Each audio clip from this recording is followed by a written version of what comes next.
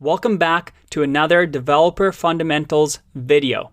And you know who we haven't seen in a while? My friend Jean-Claude Van Damme. How are you doing these days, Jean? All right. So what is this Developer Fundamental that we're going to teach? Well, I have over here animate.css. And this is another CSS file that we can download to animate things. So all I need to do is click download animate.css, and I have the CSS file downloaded for me. So let's open that up. You'll see over here that, yep, this is a massive CSS file that I just downloaded. And this is how Bootstrap, that we've seen in previous videos, works. They're essentially providing a CSS file for us with all these properties already preset, and we also have all the classes that we need to use them. So let's say I wanted to use this, and I'm just going to copy this for now. And I have an empty website, and I'm just going to copy and paste this CSS for us. Just think about how powerful that is. We're able to not start from scratch, but use what other people have created to make our websites faster. To show you this, let's open up this file. So into our browser. Okay, it's completely empty. And let's just have a header 1 that says animate me. I'm going to save and refresh. And looking at animate.css, I can add let's add bounce to our header. All we need to do is click on something like view on GitHub, and it will explain for us what we can add. And I'll just save you the trouble of reading, but all we need to do is this: copy and add the class animated, and then whatever animation we want. In this library, that's how it works. You just need to stay a class and type animated first, and then any of the actions that were provided on the website. So in our case, it was infinite bounce. Save and refresh. And well, we haven't linked our style sheet here, so let's do that. And we should be really good at this by now because we've done it plenty of times.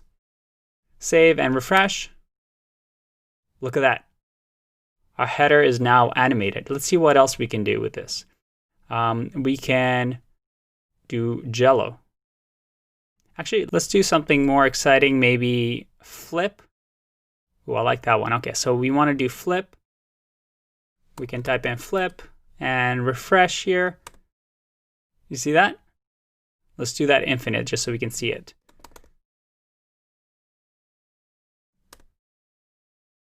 Woo, there you go. I'm going to stop that because that's going to get us dizzy. Refresh. There you go. Now, the fundamental here that I want to show you is that when we're building websites, it is very rare that we build something from scratch. Most of the time, you want to build on top of something that has already been created. Otherwise, the whole environment of being a developer would be very, very tedious.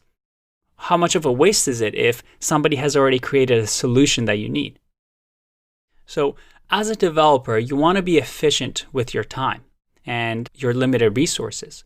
So you want to find things like Bootstrap or even animate.css if they solve your certain problems. And that is true for CSS as well as JavaScript when we get into it. You want to find solutions that already exist, and only if they don't exist already, then you can implement your own. Finally, I wanted to show you one other tool, and that is Creative Tim. So if you click on Creative Tim, they create Bootstrap themes.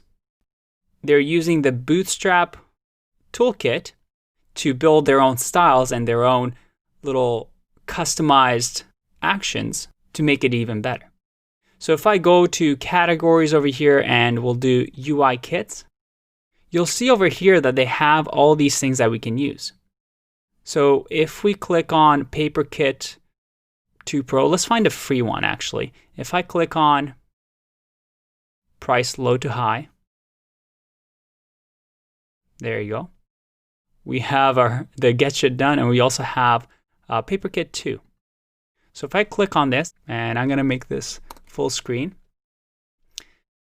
this allows us to build something like this very, very easily with their own custom design. And all we need to do is do a free download. And you'll see that when we download this, we have all the files that we need. And let's open it up.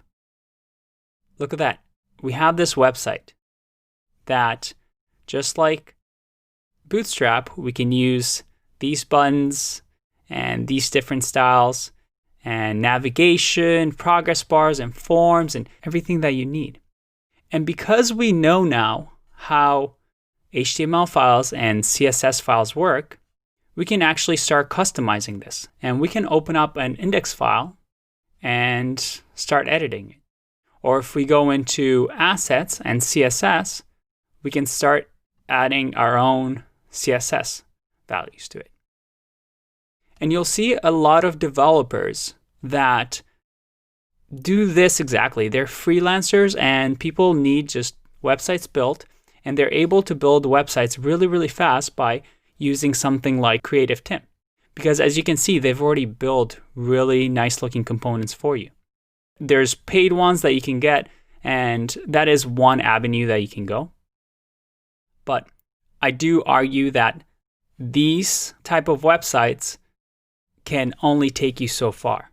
And in order to build real applications, real complex applications, and even garner higher salaries and make your skills really valuable, we need to learn JavaScript. And we need to become better than just using templates and CSS. And that's what we're going to get into the next section. That is JavaScript. That is when the real power comes. I'll see you in that one. Bye-bye.